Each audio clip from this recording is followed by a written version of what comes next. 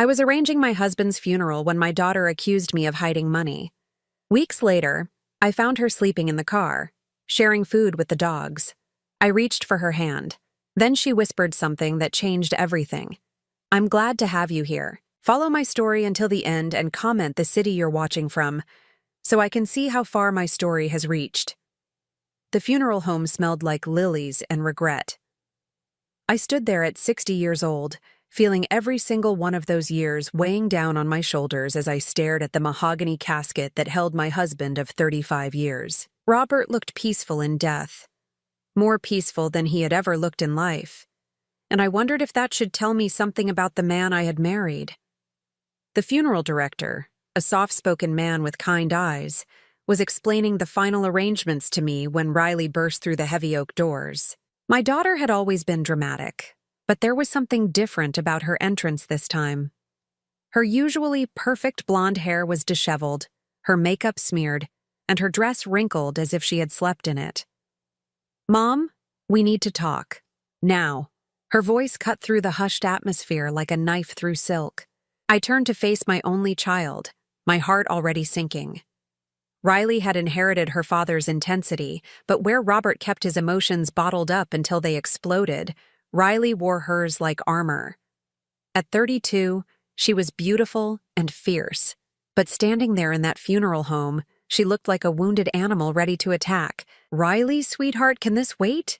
I'm trying to finalize the arrangements for your father's service tomorrow." She let out a bitter laugh that echoed off the walls. "Oh, I'm sure you are, making sure everything looks perfect on the outside, just like always." The funeral director cleared his throat uncomfortably and excused himself, leaving us alone with Robert's body and 32 years of unspoken resentment. "What is that supposed to mean?" I asked, though part of me already knew this conversation wasn't going to end well. Riley stepped closer, her green eyes blazing with an anger I had seen building for years but never understood. "It means I know about the money, Mom. I know you've been hiding it." The words hit me like a physical blow. "What money? Riley, what are you talking about? Don't play dumb with me." Her voice was rising now, and I was grateful the funeral home was empty except for us. "Dad's been dead for 3 days, and you're already talking to lawyers about the estate. Mrs. Henderson next door saw the attorney leaving our house yesterday." I felt my chest tighten. "That was just about the will, honey." "Standard procedure when someone dies." "Standard procedure?" Riley's laugh was harsh and broken. "Mom, I'm 32 years old, and I'm drowning in student loans. I've been asking for help for months, and you always said there wasn't any extra money. But somehow, 3 days after Dad dies, you can afford the most expensive funeral package they offer?" I looked around the elaborately decorated room, taking in the mahogany casket with brass handles, the imported flowers, the premium service package that had indeed cost nearly $15,000. When had I become the kind of person who thought money could somehow make death more dignified? "Your father deserved a proper goodbye," I said quietly, but even to my own ears it sounded weak. "What about what I deserve?" Riley's voice cracked, and for a moment, I saw the little girl who used to climb into my lap when thunderstorms scared her. "I've been struggling for years, Mom. Years. And every time I asked for help, you made me feel guilty for even asking. You made me believe we were barely getting by." "We were barely getting by," I insisted, but the words felt like lies in my mouth. Riley shook her head, tears streaming down her face now. "I don't believe you anymore. I can't believe you anymore. Dad's insurance policy alone was worth $50,000. I saw the paperwork on the kitchen counter. My hands started shaking. How did she know about the life insurance? I had been so careful to keep the financial details private, just like Robert had always insisted. "Riley, you don't understand the whole situation." "Then explain it to me," she shouted. "Explain to me why you let me eat ramen noodles for dinner 6 nights a week while you were sitting on enough money to help me get my life together.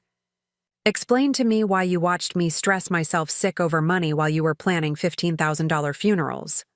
I opened my mouth to speak, but no words came. How could I explain 20 years of walking on eggshells? How could I tell her about the nights I lay awake calculating every penny? making sure Robert never suspected I was setting aside small amounts when I could. How could I describe the fear that lived in my chest every time I thought about having financial independence? "I was protecting you," I whispered, but it sounded hollow even to me. "Protecting me?" Riley's voice was incredulous. "By lying to me? By letting me struggle when you could have helped? That's not protection, Mom. That's selfishness." The word hit me like a slap. Selfish. Is that what she thought I was? All those years of working 2 jobs to build a small emergency fund without Robert knowing. All those nights of planning and hoping for a future where we could both be free from his control. Was that selfish? "You don't know what you're talking about," I said, my own anger finally surfacing. "You don't know what our marriage was like. You don't know what I sacrificed." "Then tell me," Riley screamed. "For once in your life, just tell me the truth." But I couldn't. The truth was too big, too complicated, too dangerous. Even with Robert dead, the habits of secrecy were too deeply ingrained. Riley stared at me for a long moment, waiting for an explanation that would never come. When she realized I wasn't going to speak, something in her face hardened. "I can't do this anymore," she said quietly. "I can't keep pretending we have a normal mother-daughter relationship when you treat me like I'm some kind of stranger you barely tolerate." "That's not true, Riley. You're my daughter. I love you." "Love?" She wiped her eyes with the back of her hand. "If this is love, then I don't want it anymore." She turned and walked toward the door, her heels clicking against the marble floor with finality. "Riley, wait, please. We can talk about this after the funeral." She paused at the doorway without turning around. "No, Mom, I won't be at the funeral, and I won't be coming around anymore. You want to keep your secrets? Fine, keep them. But don't expect me to keep pretending everything is okay." The heavy door closed behind her with a soft thud that seemed to echo through my entire body. I stood there alone with Robert's corpse, surrounded by expensive flowers and the remnants of a relationship I had somehow managed to destroy at the worst possible moment. For 35 years, I had kept secrets to protect the people I loved. Now, it seemed like those same secrets were going to cost me the only family I had left. 3 weeks had passed since Robert's funeral. 3 weeks since Riley had walked out of my life with words that still echoed in my mind every morning when I woke up in our empty house. The service had been beautiful and well attended, but Riley's absence was a gaping wound that no amount of sympathy casseroles from the neighbors could heal. I had called her 17 times in those first few days. Each call went straight to voicemail, and each voicemail I left sounded more desperate than the last. After the first week, I stopped calling and started driving by her apartment instead, but her car was never there. Her landlord, Mrs. Chen, told me she hadn't seen Riley in over a week and was starting to worry about the rent. That should have been my first clue that something was seriously wrong. On this particular Tuesday morning, I was driving back from the grocery store, taking the long way home because the house felt too quiet and too full of memories I wasn't ready to face. I had started doing that lately, finding excuses to stay away from the place where Robert and I had built 35 years of what I now realized was more of a careful performance than a marriage. I was stopped at a red light when I saw the beat-up Honda Civic parked behind the old Denny's restaurant. The car was familiar, but it took me a moment to realize why. It was Riley's car, but it looked different somehow. Dirtier. The back windows were covered with what looked like blankets, and there were bags piled up in the back seat. My heart started pounding as I pulled into the parking lot. As I got closer, I could see someone moving around inside the car, and my stomach dropped when I realized it was my daughter. Riley was sitting in the driver's seat with the door open, and she was sharing what looked like a gas station sandwich with 2 dogs. Not her dogs. I had never seen these animals before. They were both mutts, skinny and scruffy, and they were eating like they hadn't seen food in days. I parked 20 feet away and just watched for a moment, trying to process what I was seeing. My daughter, my successful, independent daughter who had graduated from college with honors and landed a good job at the marketing firm, was living in her car. When I got out and started walking toward her, Riley looked up and saw me. The expression on her face wasn't anger this time. It was shame, raw and devastating, mixed with a kind of exhaustion that seemed to go bone deep. "Mom," she said quietly, not moving from her position. "What are you doing here?" I could ask you the same thing. I tried to keep my voice gentle, but I could hear the shock bleeding through. "Riley, what's going on? Why are you sleeping in your car?" She let out a laugh that had no humor in it whatsoever. "Well, it turns out that when you can't make rent for 2 months straight, landlords tend to get upset." 2 months? I stepped closer, and that's when I really saw her. Riley had always been thin, but now she looked gaunt. Her clothes hung loose on her frame, and there were dark circles under her eyes that makeup couldn't hide. "Honey, why didn't you call me?" "And say what?" Her voice was bitter. "Hi, Mom. Remember how you made me feel like garbage for asking for help? Well, I need help again, but this time I'm literally homeless." One of the dogs, a golden retriever mix with ribs showing through his fur, nudged my hand with his nose. I automatically reached down to pet him, and he leaned into my touch like he was starving for affection as much as food. "Where did these dogs come from?" I asked. Riley's face softened as she looked at the animals. "I found Buddy here about a week ago. Someone had dumped him behind the grocery store. Princess showed up 2 days later. I think she was looking for food in the dumpster. She broke off another piece of her sandwich and gave it to the smaller dog. I couldn't just leave them there, you know? They needed someone to take care of them." I watched my daughter share her food with 2 stray dogs while she was homeless herself, and something cracked open in my chest.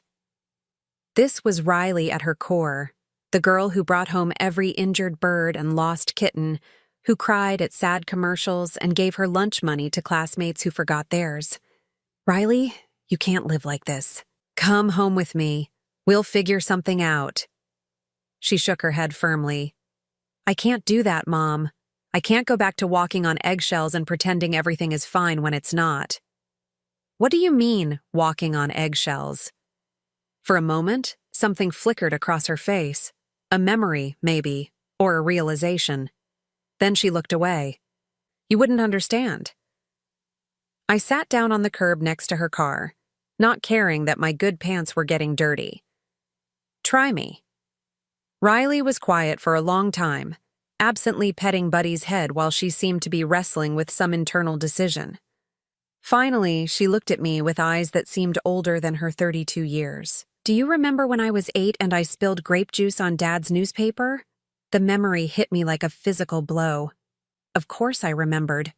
Robert had exploded, screaming at Riley until she ran to her room in tears.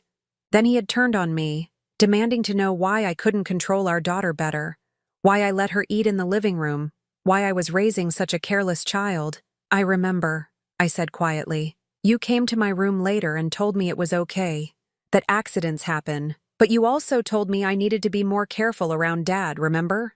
You said he had a lot of stress at work and sometimes little things upset him more than they should." I felt sick. "Riley, I was just trying to—" "I know what you were trying to do," she interrupted. "You were trying to protect me. But what you actually did was teach me that Dad's anger was more important than my feelings. That I needed to shrink myself to keep him comfortable." The words hit me harder than any accusation about money ever could. "That's not what I meant," I whispered. "Maybe not. But that's what I learned. And I learned it so well that I've spent my entire adult life trying to make myself small enough that nobody gets upset with me. Do you know how exhausting that is?" I did know. I knew exactly how exhausting it was, because I had been doing the same thing for 35 years. Riley reached into the back seat and pulled out a crumpled piece of paper. "I got fired 3 months ago," she said, handing it to me. "My boss said I wasn't assertive enough, that I let clients walk all over me and never stood up for the company's interests." I unfolded the paper and read the termination letter, my heart sinking with every word. Poor performance due to inability to advocate for company positions. Failure to meet sales targets due to reluctance to pressure clients. 3 months? I looked at her. "You've been struggling for 3 months and you didn't tell me?" "I was ashamed," she said simply. "And I was angry. I kept thinking about what you said at the funeral home, about protecting me. I couldn't figure out what you were protecting me from, But I knew it wasn't poverty. She was right. I hadn't been protecting her from poverty. I had been protecting her from something much worse, but in doing so, I had taught her all the wrong lessons about what she was worth and what she deserved. "Riley," I started, but she held up her hand. "I need to tell you something," she said, and her voice was different now. Quieter.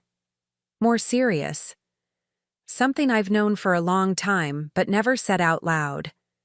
She reached over and took my hand, and I could feel how thin her fingers had gotten. "I know about the bruises, Mom." The world seemed to stop spinning. My mouth went dry and my heart started racing so fast I thought I might pass out right there on the curb behind a Denny's restaurant. "What bruises?" I managed to whisper, but we both knew it was pointless to deny it. Riley's eyes filled with tears. "I know Dad hurt you. I've always known." The words hung in the air between us like a confession that had been waiting 30 years to be spoken. I stared at my daughter, this woman I had tried so hard to protect, and realized that all my careful secrets had been transparent to the person who mattered most. "You knew?" My voice came out as barely a whisper. Riley nodded, tears streaming down her face now. "Not at first. When I was little, I thought the bruises on your arms were from gardening or cleaning. You always had an explanation ready. But as I got older, I started noticing patterns." She wiped her nose with the back of her hand, and I could see that little 8-year-old girl who used to crawl into my lap when she had bad dreams. The bruises always appeared after Dad had one of his bad days. After he came home angry about work, or when bills were tight, or when you did something that upset him. And you would wear long sleeves for weeks afterward, even in summer. I felt like I was drowning. All those years of careful makeup application, of strategic clothing choices, of perfectly rehearsed explanations for why I couldn't go swimming at the neighborhood pool, or wear the sleeveless dress Riley had picked out for me for her high school graduation. "Why didn't you ever say anything?" I asked. "Because I was scared," she said simply. "I was scared that if I said something, it would get worse for you. And I was scared that if I said something, you might leave, and then who would take care of me?" The honesty in her voice broke something inside me. Here was the truth I had spent decades trying to hide, and my daughter had been carrying the weight of it alone since she was a child. "Riley, I never wanted you to know. I never wanted you to see that. But I did see it, Mom. I saw all of it. I saw the way you flinched when Dad raised his voice. I saw how you always had dinner ready exactly when he wanted it. How you never contradicted him in front of other people. How you made yourself smaller and smaller until sometimes I felt like you might just disappear completely." Buddy the dog sensed the tension and moved closer to Riley, resting his head on her knee. She absently stroked his fur while she continued talking. "Do you remember my 16th birthday party?" I did remember. Riley had wanted to invite 20 kids from school, and Robert had said it was too expensive and too much trouble. I had spent weeks convincing him to let her have a small party with just 8 friends. "You worked so hard to make that party perfect," Riley continued. "You made the cake from scratch. You decorated the whole backyard. You bought me that dress I wanted, even though I knew money was tight. And then Dad got upset because one of my friends accidentally knocked over a plant on the patio." The memory came flooding back with painful clarity. Robert had started yelling about irresponsible teenagers and disrespectful children, and I had quickly ushered all the kids inside while I stayed outside to calm him down and clean up the mess. "I watched from the kitchen window," Riley said quietly. "I saw him grab your arm. I saw you wince. And I saw you smile and pretend everything was fine when you came back inside, even though I could see the red marks on your wrist." "Riley, that night, after everyone went home and Dad went to bed, I found you crying in the laundry room. You told me you were just tired, but I knew better. I knew you were crying because he had hurt you, and I knew it was somehow connected to my party, to my happiness." She took a shaky breath. "That's when I started to understand that my joy came at the cost of your pain. That every time I wanted something, every time I was happy or loud or just normal, it put you in danger." The realization hit me like a truck. "Is that why you stopped asking for things? Why you became so quiet in high school?" Riley nodded. "I thought if I could be perfect, if I could need less and want less and take up less space, maybe he would stop hurting you. I thought if I could just be good enough, quiet enough, small enough, you would be safe. I reached out and took her hand, not caring that mine was shaking. Oh, sweetheart, that was never your responsibility. You were a child. But it felt like my responsibility, she said. Every time you covered for him, every time you made excuses for his behavior, it reinforced the idea that somehow it was our job to manage his emotions. That if we could just be better daughters and wives, he would stop being angry. The truth of her words was devastating. In trying to protect Riley from the reality of her father's violence, I had taught her that women were responsible for men's anger. I had modeled a life of walking on eggshells and calling it love. Is that why you're living in your car? I asked. Because you learned to make yourself small?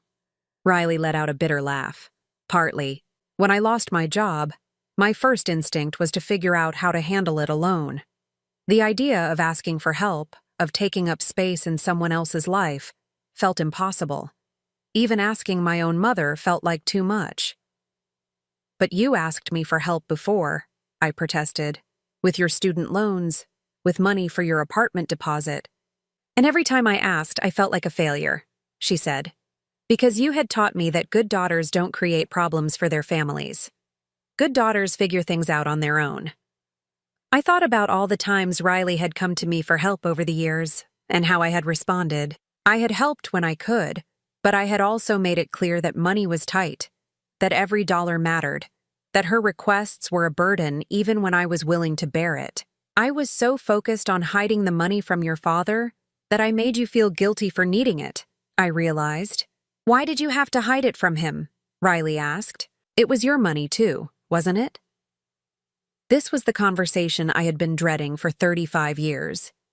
How do you explain to your daughter that her father controlled every aspect of your financial life? How do you tell her that you had to lie about grocery prices to skim a few extra dollars here and there? How do you describe the terror of knowing that if he found your secret savings account, the punishment would be severe? Your father controlled all the money, I said finally. He gave me a household allowance each week, and I had to account for every penny. If I spent more than he thought I should, or if I couldn't explain where every dollar went, he would. I trailed off. He would hurt you, Riley finished. I nodded. The money you thought I was hiding? It was my grocery money. For 20 years I told your father that groceries cost more than they actually did. And I saved the difference. $5 here, $10 there. I kept it in a savings account he didn't know about. 20 years, Riley repeated. You saved grocery money for 20 years? I was planning to leave, I admitted for the first time out loud. When you graduated high school, I was going to take you and leave. I had saved almost $8,000 by then, enough for a security deposit on an apartment and a few months of expenses while I found a job. Riley's eyes widened. What happened? Why didn't you leave? The memory was still painful, even after all these years. You got into college, that good school in California that you wanted so badly, and the scholarship didn't cover everything. You needed $12,000 for the first year. Oh, Mom. Riley's voice was small. I used my escape money to pay for your education, I said. I told your father I had been saving household money for your college fund, which wasn't technically a lie. He was so proud that I had managed to save money from the grocery budget that he didn't even get angry. But then you were trapped again. I nodded. I started over, saving $5 and $10 at a time, planning for the future. But by the time I had saved enough to leave again, you had graduated and moved away, and I realized I didn't know how to live without someone to protect. I didn't know who I was if I wasn't your mother or his wife. Riley was crying openly now, and so was I. All these years of secrets and lies and careful protection, and the person I was trying to protect had been carrying the weight of the truth alone. The money I've been saving since you left for college, I continued. It's not much, but it's mine. For the first time in my adult life, I have money that belongs to me. And when your father died, I didn't know what to do with that freedom. Is that why you spent so much on the funeral? Riley asked. I thought about it. Maybe. Maybe I was trying to prove to myself that I could spend money without asking permission. Or maybe I was just so used to hiding money that I didn't know how to be open about having it. Riley reached into her car and pulled out a water bottle, offering it to the dogs before taking a sip herself. "There's something else I need to tell you," she said. My heart clenched. After everything we had just shared, what else could there be? "I'm pregnant," she whispered. The words hit me like lightning. Pregnant? I stared at my daughter, trying to process this new revelation on top of everything else we had just shared. Riley nodded, her hand instinctively moving to her still flat stomach. "About 3 months along. That's actually part of why I lost my job. I was having terrible morning sickness, and I kept missing work or arriving late. My boss wasn't exactly understanding about it." 3 months, I repeated, doing the math in my head. "That means you got pregnant right around the time your father got sick." "Yeah." Riley's voice was barely audible. "It's been a lot to handle." I looked at my daughter, homeless, jobless, sharing food with stray dogs, and carrying my grandchild. The weight of her situation suddenly felt overwhelming. "Who's the father?" I asked gently. Riley's face hardened.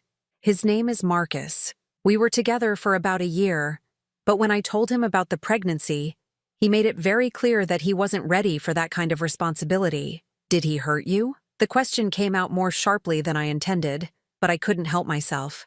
After everything we had just discussed about patterns and cycles, I needed to know. Riley looked surprised by the directness of my question. "Not physically, no. But Mom, when I told him I was pregnant, the way he looked at me." She shivered. It was like I had suddenly become this huge burden that he needed to get rid of as quickly as possible. "What did he say?" "He told me it was my problem to figure out. He said I was trying to trap him, that if I was smart I would take care of it before it became a bigger issue." Riley's voice was bitter. Then he packed his stuff and moved out of our apartment that same night. I felt a familiar rage building in my chest. The same protective fury I had felt any time someone hurt my daughter, but had learned to swallow down during my marriage. That's when you couldn't make rent, I realized. Right. Marcus had been paying half, and suddenly I was on my own with full rent, no job prospects because I was too sick to interview properly, and a baby coming whether I was ready or not. She scratched behind Princess's ears absently. "I tried to make it work for as long as I could, but by the time Dad died, I was already 2 months behind on everything." "Riley, why didn't you tell me any of this at the funeral home?" She was quiet for a long moment. "Because I was angry and hurt, and I blamed you for teaching me that I wasn't supposed to need help. And honestly, I was terrified that you would judge me the same way Marcus did." "Judge you for being pregnant?" "Judge me for letting myself get into this situation, for choosing the wrong man, for not being more careful, for getting pregnant when I wasn't financially stable." Riley wiped her eyes. "I had already lost my job and my home and the father of my baby. I couldn't handle losing your respect, too." The irony wasn't lost on me. Here I was, a woman who had spent decades hiding an abusive marriage, and my daughter was afraid I would judge her for getting pregnant by the wrong man. "You could never lose my respect," I said firmly. "Never. You're stronger than I ever was." "I don't feel strong," Riley admitted. "I feel like I'm drowning." I looked around at her makeshift camp behind the restaurant, the car packed with belongings, the 2 dogs who had become her family, the way she was rationing food and water like someone who didn't know when the next meal would come. "How long have you been living like this?" I asked. 2 weeks in the car. Before that, I stayed with a friend for a few days, but her roommate complained, so I had to leave." Riley shrugged like it was no big deal, but I could see the exhaustion in every line of her body. "And the dogs? I couldn't leave them. Look at them, Mom.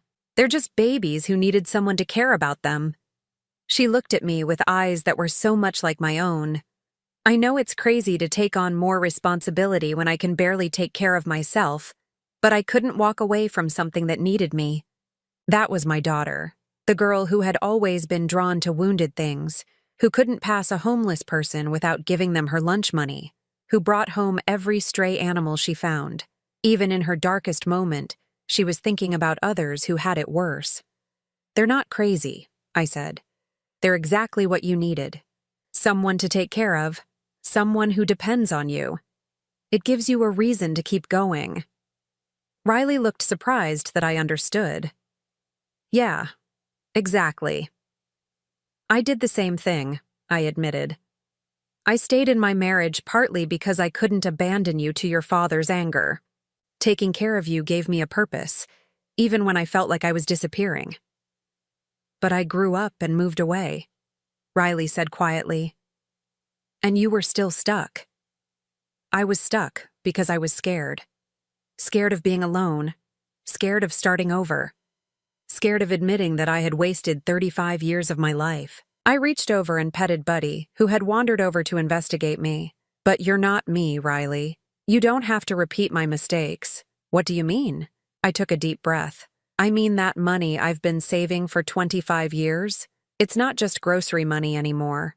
After your father died, I found out about his life insurance policy. $50,000, just like you said.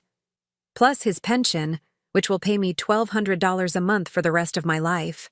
And the house is paid off." Riley stared at me. "So you really do have money?" "I have enough money to help my daughter and my grandchild start over," I said firmly. "I have enough money to make sure you never have to choose between rent and food again. And I have enough money to make sure this baby grows up in a home where they never have to walk on eggshells." "Mom, I can't take your money. That's your security, your independence." "Riley, listen to me." I turned to face her fully. "For 35 years, I saved money so that someday I could escape. I dreamed about having enough financial freedom to leave, to start over, to build a life where I felt safe. But you know what I realized when your father died?" She shook her head. "I realized that freedom isn't about having money in the bank. It's about having people in your life who love you unconditionally, who don't punish you for taking up space, who don't make you earn affection by being perfect." I reached for her hand. "You and this baby, you're my freedom. You're what I was saving for all along. I just didn't know it." Riley started crying again, but this time it seemed like relief rather than despair. "I'm scared, Mom," she whispered. "I'm scared I don't know how to be a good mother. What if I mess up, what if I teach my baby all the wrong things like you accidentally taught me?" "Then we'll learn together," I said. "We'll figure out how to break the cycle, how to raise a child who knows they're loved without conditions, who doesn't have to earn their place in the world by being small and quiet and perfect." "You really want to help me?" "I want to do more than help you," I said. "I want to build a life with you and this baby. I want us to be the family we never got to be when you were growing up." Riley looked at the two dogs, then at her car packed with everything she owned, then back at me. "What about Marcus? What if he decides he wants to be involved later?" The question sent a chill through me. "Has he tried to contact you since he left?" "No. But what if he changes his mind? What if he tries to take the baby?"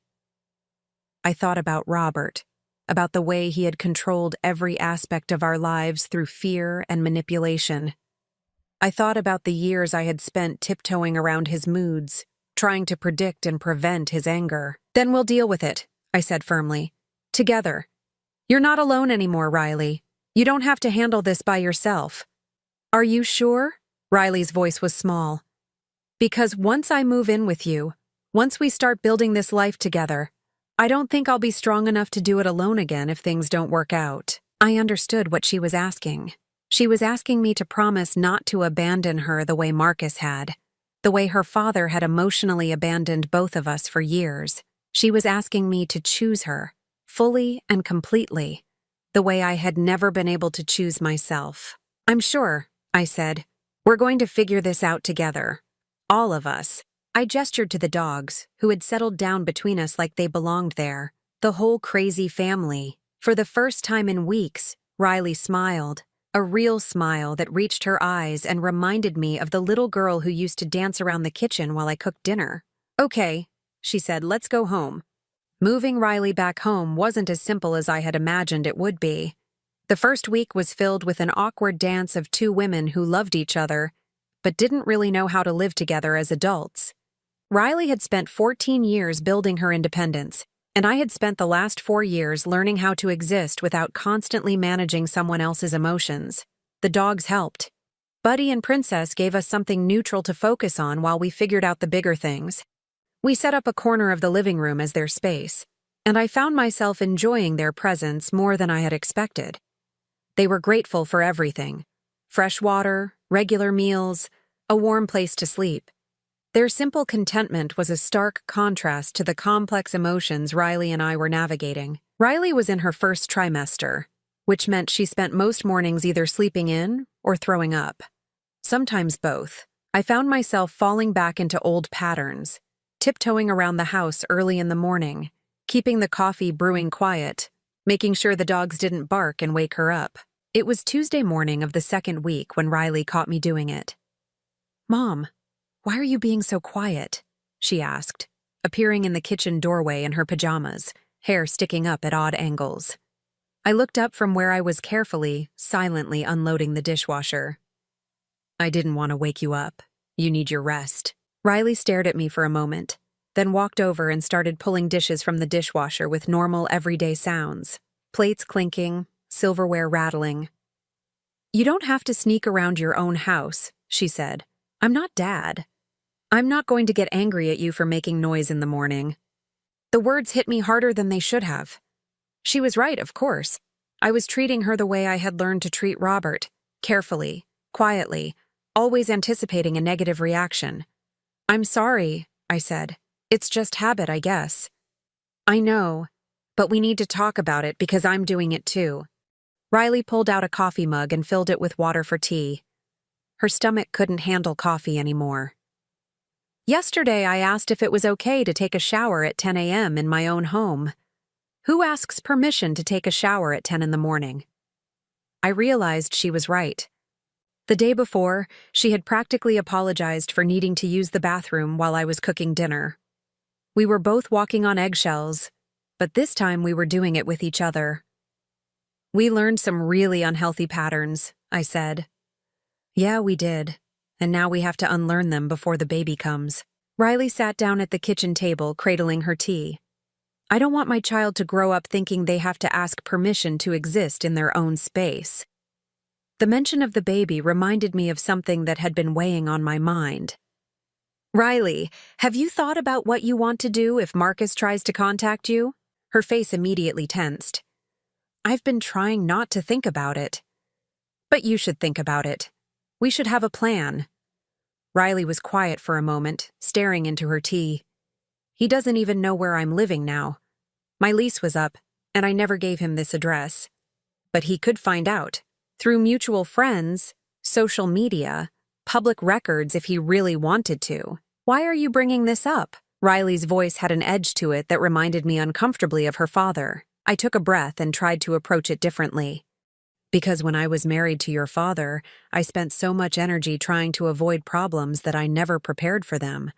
When bad things happened, I was always caught off guard because I had been hoping they wouldn't happen instead of planning for what to do if they did."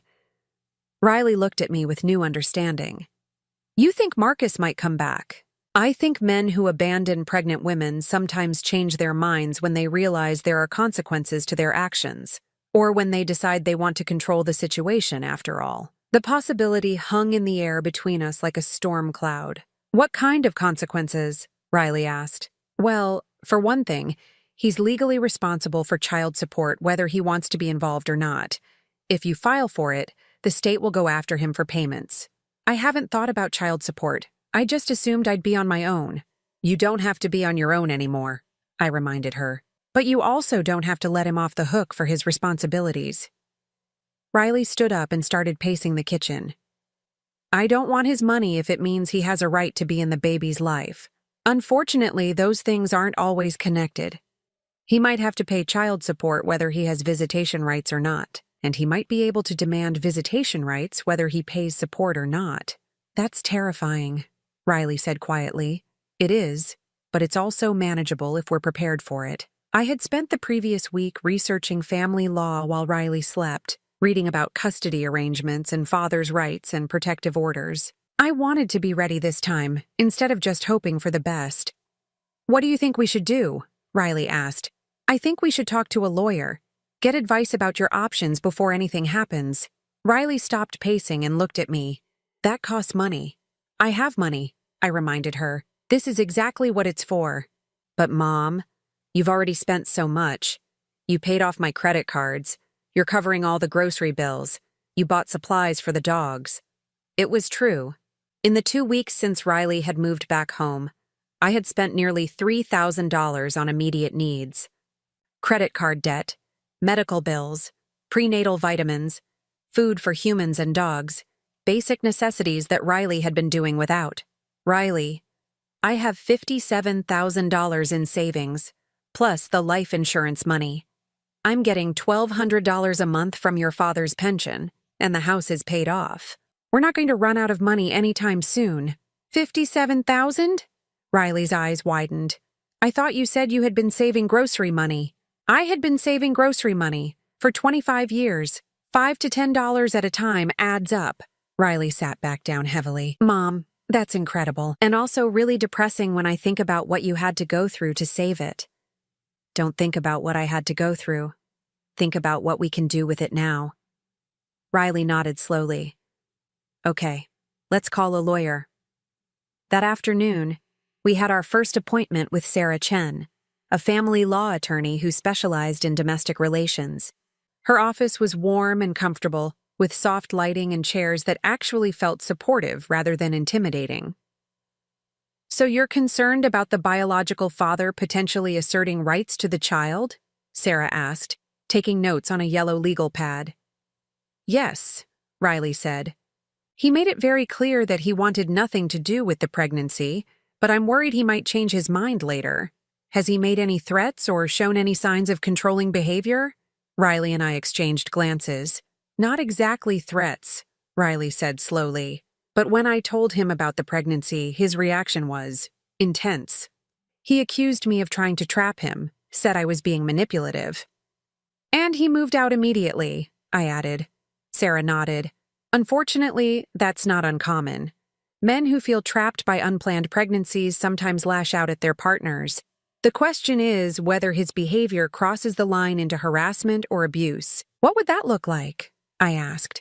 "Repeated unwanted contact, threats about taking the baby away, attempts to control where you live or work, financial manipulation." Sarah looked at both of us. "Has he tried to contact you since he left?" "No," Riley said. "Complete radio silence for almost 4 months now. That's actually a good sign. It suggests he meant what he said about not wanting involvement." Sarah made another note. "However, you should know that in this state, biological fathers have rights that can be difficult to terminate completely." "What kind of rights?" Riley's voice was tight. "Visitation, primarily. Even if he doesn't pay child support, even if he's been absent during the pregnancy, he can petition the court for access to the child." I felt my protective instincts flare. Even if he abandoned her when she was pregnant and homeless? Even then. The courts generally believe that children benefit from having relationships with both biological parents unless there's evidence of abuse or neglect. Riley looked like she might be sick. So he could disappear for 2 years and then show up demanding to see the baby? It's possible. But there are things we can do to protect you and establish boundaries. Sarah leaned forward. "First, I'd recommend documenting everything. Every interaction you had with him, especially around the time he left. Text messages, emails, witnesses who saw his reaction to the pregnancy news." "I have some text messages," Riley said quietly. "Good. Save everything. Don't delete anything, even if it's painful to read." "What else?" I asked. "If he does try to contact you, don't ignore it completely, but don't engage beyond what's necessary. Document every attempt at contact. If he becomes threatening or harassing, we can file for a protective order. And if he tries to take the baby? He can't just take the baby," Sarah said firmly. "Without a court order establishing custody or visitation rights, removing a child from the primary parent is kidnapping. If he tries anything like that, you call the police immediately." Riley was gripping her teacup so tightly her knuckles were white. This is so much more complicated than I thought it would be. I know it's overwhelming, Sarah said gently, but the fact that you're thinking about these things now, before the baby is born, puts you in a much better position than many women in similar situations. What do you mean? I asked.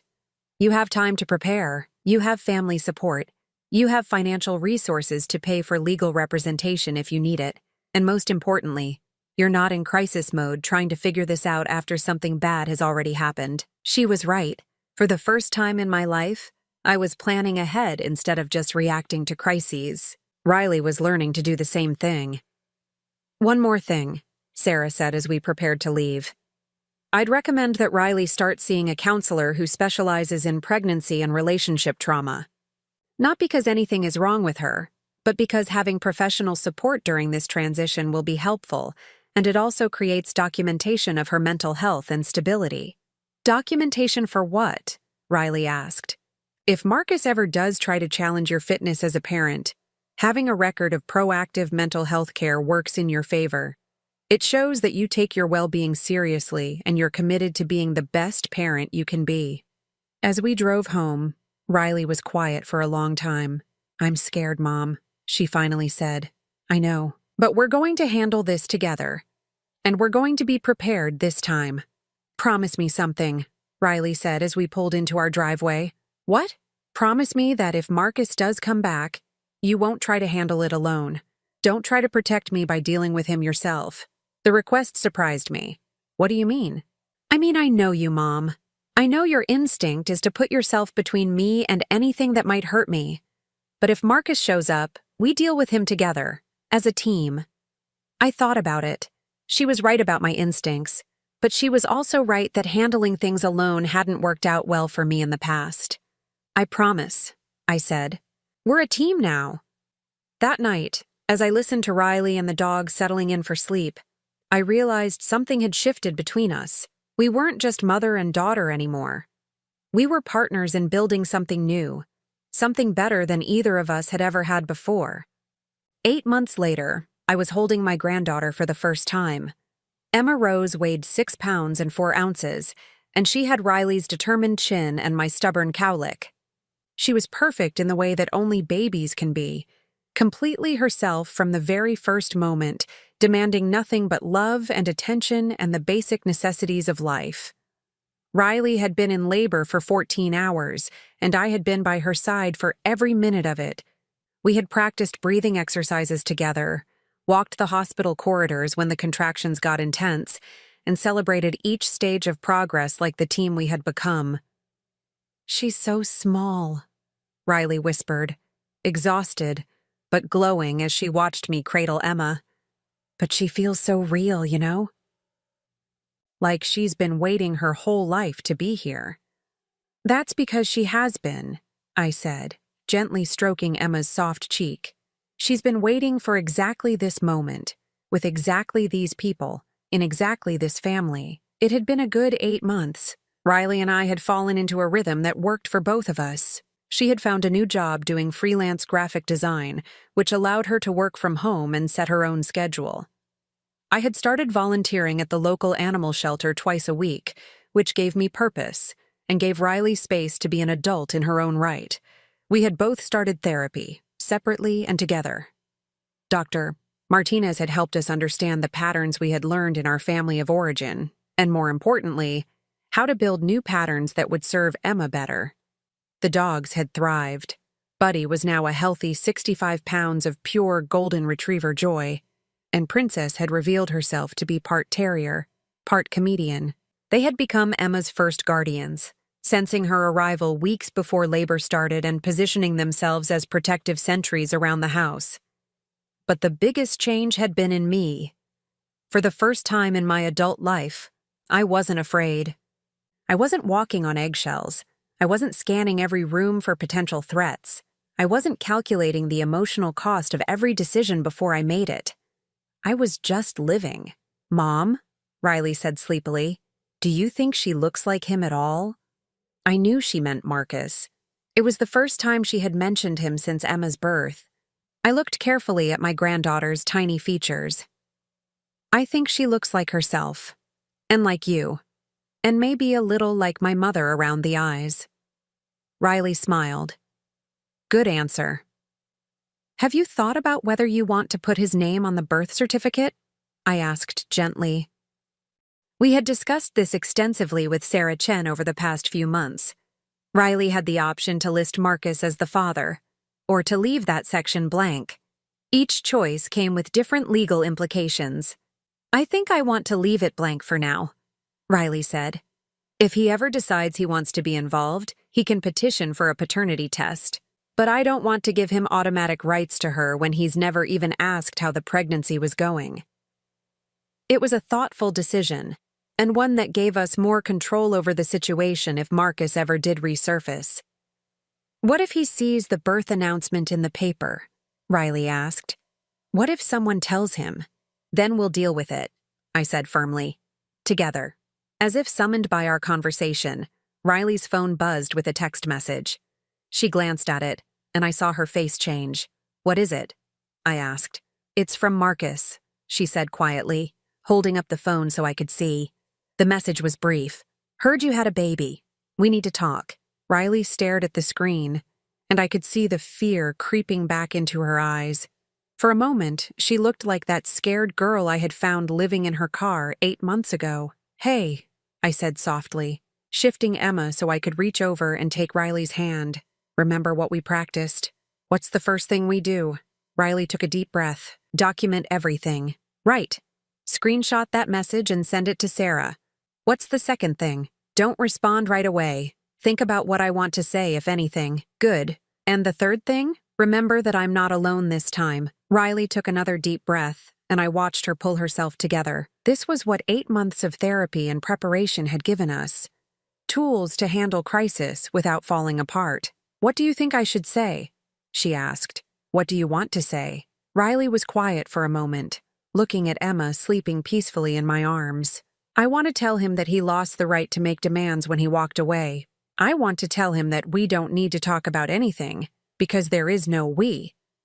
Then tell him that. But what if he gets angry? What if he tries to cause problems? Then we'll handle that too. Riley, you're not the same person you were 8 months ago. You're not scared and alone and homeless. You're a mother now, with a home and a support system and legal representation. He can't hurt you the way he did before. Riley nodded slowly, then typed out a response. If you want to discuss anything regarding Emma, contact my attorney, Sarah Chen at Chen & Associates. Otherwise, please don't contact me again. She showed me the message before sending it. It was perfect, direct, clear, and professional. Send it, I said. She hit send, then immediately turned off her phone. How do you feel? I asked. Scared, she said honestly. But also powerful? Like I actually have choices this time. You do have choices, and you made a good one. The next few days were tense as we waited to see if Marcus would respond. Sarah advised us to be prepared for anything. He might contact the law office, he might try to reach Riley directly again, or he might disappear back into silence. What actually happened surprised all of us. 3 days after Riley's message, Sarah called to tell us that Marcus had indeed contacted her office. But instead of demanding visitation rights or threatening legal action, he had asked about signing away his parental rights. He wants to terminate his parental rights voluntarily. Riley repeated when I relayed the conversation. According to Sarah, yes. He told her that he's getting married to someone else and doesn't want any complications from his past relationships. Riley was quiet for a long moment, processing this information. What does that mean exactly? She asked. It means he would have no legal relationship to Emma at all. No rights, but also no responsibilities. No visitation, but also no child support obligations. And I would be Emma's only legal parent? Yes. You could make all decisions about her upbringing, her medical care, her education, everything, without having to consult with him or worry about him interfering. Riley looked at Emma, who was sleeping in her bassinet nearby. Would I be able to put someone else's name on the birth certificate later? If I ever got married and wanted my husband to adopt her? Yes. If his rights are terminated, adoption would be much simpler. What's the catch? Riley asked. There has to be a catch. The only catch is that you would be giving up any claim to child support from him. If you ever needed financial help in the future, you couldn't go after him for it. Riley laughed. I never wanted his money anyway. I just wanted him to leave us alone. Then it sounds like he's offering to give you exactly what you want. 2 weeks later, we sat in Sarah's office while Marcus signed the papers that would legally end his relationship to Emma. He looked older than I remembered from the few times I had met him. And there was something desperate about the way he kept checking his watch and glancing toward the door. He barely looked at Riley, and he didn't ask a single question about Emma. When Sarah explained that this decision was permanent and irreversible, he just nodded and kept signing papers. That's it? Riley asked when he left. That's it, Sarah confirmed. Once the judge signs off on this, it's like he never existed in Emma's life, legally speaking. Riley was quiet on the drive home. Are you okay? I asked. I think so. It's weird, though. For so long, I was scared he would try to take her away, and now it's like he never wanted her at all. How does that make you feel? Relieved, mostly, but also sad for Emma, I guess. She'll never know her biological father, and maybe someday she'll have questions about that. When she's old enough to ask questions, you'll tell her the truth, that you wanted her so much you were willing to do it alone, and that she was loved completely from the moment you knew she existed, and that she has the best grandmother in the world, Riley added with a smile. And 2 dogs who think she's the most important person on earth. We drove the rest of the way home in comfortable silence, and I realized that this was what peace felt like. Not the absence of problems, but the presence of tools to handle whatever came our way. That evening, as I watched Riley feeding Emma while Buddy and Princess maintained their protective vigil nearby, I thought about the woman I had been a year ago. The woman who was so afraid of taking up space that she had made herself invisible. The woman who had hoarded grocery money for 25 years because she couldn't imagine any other path to freedom. That woman would never have believed that freedom could look like this. A house full of noise and laughter and dog hair and baby equipment. She would never have imagined that the money she saved could be used not for escape, but for building something better in the same place where she had once felt trapped. Mom, Riley said quietly, I have something I want to tell you. I looked up from where I was folding tiny pink onesies. I'm going to change Emma's last name. Not to Marcus's name, obviously, but not to mine either. What do you mean? I want to give her your maiden name, Henderson. I want her to be Emma Rose Henderson. I felt tears spring to my eyes. Riley, you don't have to do that. I want to. I want her to have a name that represents strength and survival and starting over. I want her to have a name that connects her to the woman who taught me that it's never too late to choose yourself. I looked at my granddaughter, this tiny person who would grow up knowing she was wanted and loved and protected. She would never have to learn to make herself small. She would never have to save grocery money in secret or walk on eggshells in her own home. Emma Rose Henderson, I said, trying it out. I like the sound of that. Me too, Riley said. It sounds like the beginning of something new. Outside, it was starting to rain softly against the windows. Inside, we were warm and safe and free. The secrets that had once threatened to destroy us had become the foundation for something stronger. We had learned that sometimes the weight of the past can be transformed into the strength to build a better future. And for the first time in 60 years, I knew with absolute certainty that everything was going to be okay. Now I'm curious about you who listened to my story. What would you do if you were in my place? Have you ever been through something similar? Comment below. And meanwhile, I'm leaving on the final screen 2 other stories that are channel favorites, and they will definitely surprise you. Thank you for watching until here.